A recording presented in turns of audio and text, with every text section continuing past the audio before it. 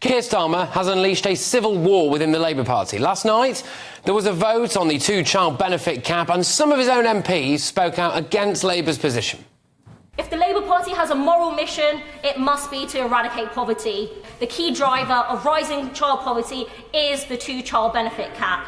And the single most effective way of tackling child poverty is immediately lifting 300,000 children out of poverty by scrapping this cruel policy.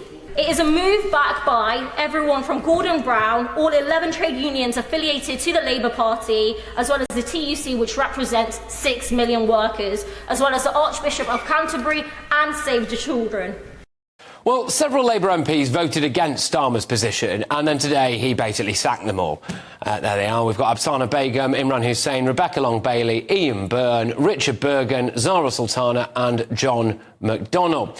But they're not taking it lying down. Sultana teed off again today. So your view of Keir Starmer today, having also kicked you out of the party, is what?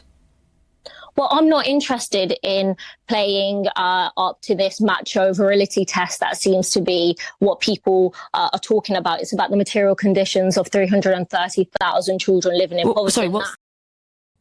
And Afsana Begum made some astonishing allegations that the party whips were making trade-offs on the issue with her of domestic violence.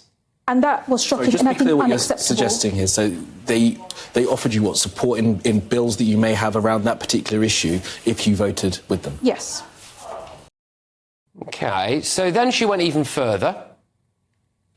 With my ex-husband was raised in the context of the conversation that shook me as well in terms of the whipping operation. I'm a survivor of domestic abuse and coercive control. I've just had to run in an election in which my ex-husband was standing against me and feeling like my experiences were being weaponized against me in this situation during the whipping operation was absolutely shocking. And the fact that supporting me regarding my ex-husband was discussed in this context is completely unacceptable.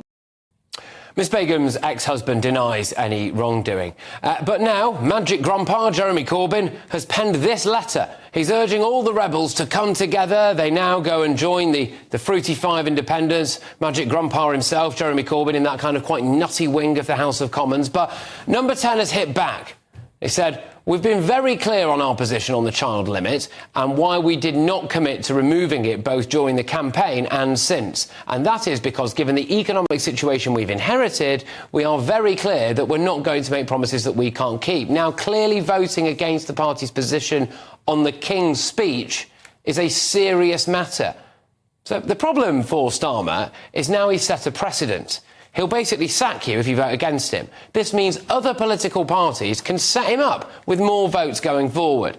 Is this just a sign of the chaos to come under Labour?